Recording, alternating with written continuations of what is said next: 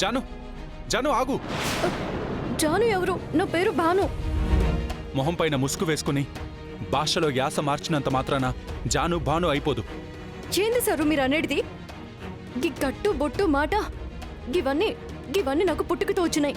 అదే మాట ఒకసారి నన్ను చూసి చెప్పు. అసలేంది సారు మీరు గిట్లా మాట్లాడుతురు? అయినా ఇంటికాడ ఎంగేజ్మెంట్ పెట్టుకొని ఇట్లా వచ్చిండ్రేంది? జల్దీ ఓండ్రి, గడందరూ పరేషాన్ అవుతారు. సరే పద వెళ్దాం. నేనెందుకో? నేను మా ఊరికి పోతున్నా.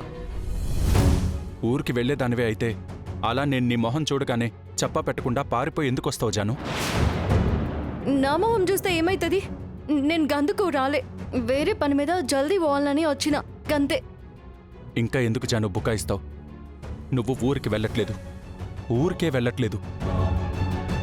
నువ్వు జాను అన్న విషయం నాకు తెలిసిపోయిందని అర్థమయ్యి నా నుంచి తప్పించుకోవాలని పారిపోతున్నావు. లే, గదంతా అబద్ధం. అయితే నువ్వు జాను కాదు అంటావు. కాదు. జాను కాదు అంటావు. కాదు. జాను కానే కాదంటావు. కాదు. నువ్వు జాను కాదంటావు. జాను కాదు అంటావు. కాదంటావు.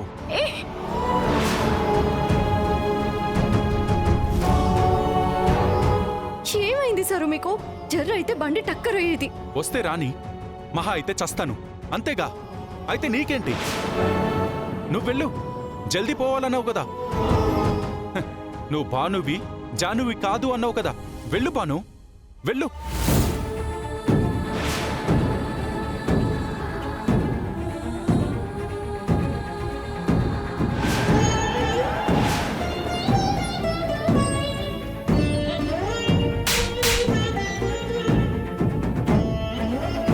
నేనే జానుని.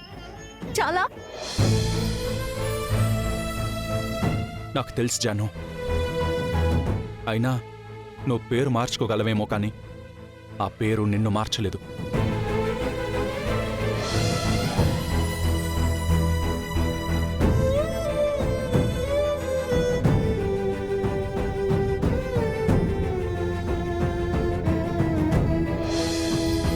జాను, సారీ.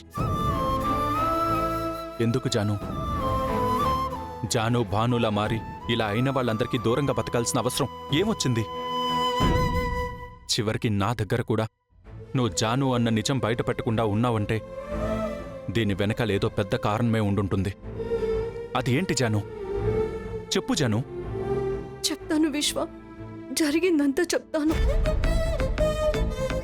జై నన్ను నరకయాతన పెట్టాడు.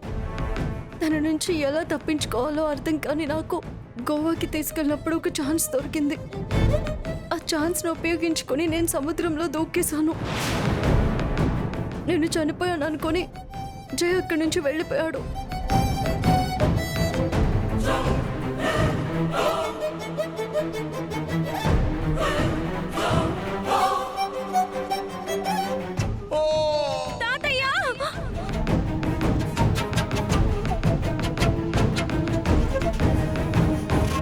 వాడిచి దూరంగా వెళ్ళిపోమా.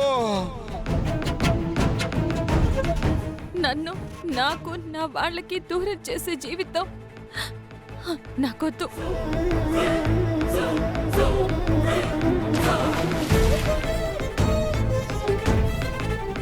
ఈ అమ్మాయిని ఎక్కడన్నా చూసావా?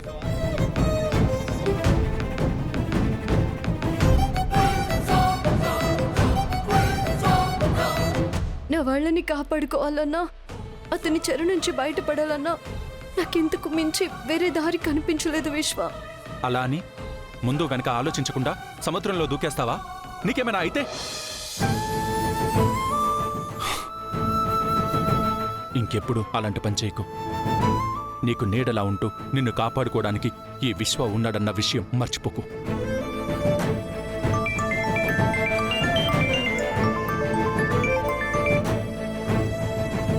పద, మన ఇంటికి వెళ్దాం. విశ్వ, నేను భానుని కాదని ఇంట్లో తెలిస్తే? నువ్వు ఇంట్లో భానుగానే ఉండొచ్చు.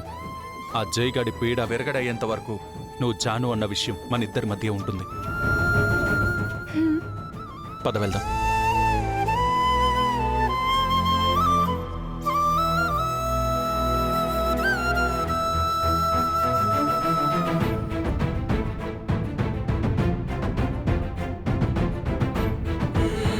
నిజం చెప్పు, దీన్నేనా నువ్వు చూసింది? కాదు కదా?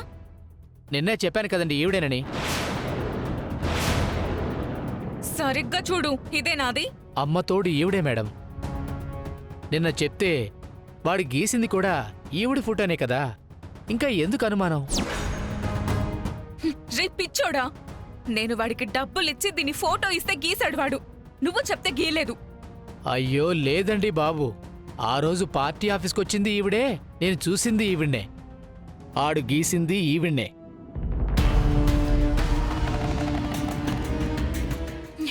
రే, నువ్వు నన్ను కన్ఫ్యూజ్ చేస్తున్నావురా. ఆగాగు. వాడేం నేను కన్ఫ్యూజ్ చేయడం లేదు, నువ్వే పిచ్చిదానివయ్యావు. ఏంటి బామ్మ నువ్వు అనేది? నీకింకా అర్థం కాలేదా? నిన్న నువ్వు వాడికి ఫోటో ఇవ్వకుండా, ఆ డబ్బు ఇవ్వకుండా కూడా వాడు దీని ఫోటోని గీసేవాడు.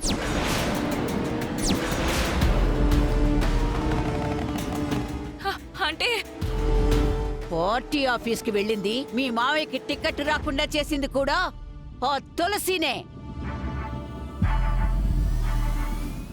మై గాడ్, నేనే డబ్బిచ్చి మరి దెబ్బతిన్నానన్నమాట. నమస్తే అమ్మా. వాడికి వాడే గీసుంటే అది సిద్ధు చూసి నమ్ముండేవాడు. అప్పుడు తులసిని ఇంట్లోంచి వాడే మెడపట్టుకొని గెంటేసేవాడు. కానీ నువ్వే తొందరపడి వాడికి డబ్బులివ్వడంతో సిద్ధు మొత్తం రివర్స్ అయ్యాడు.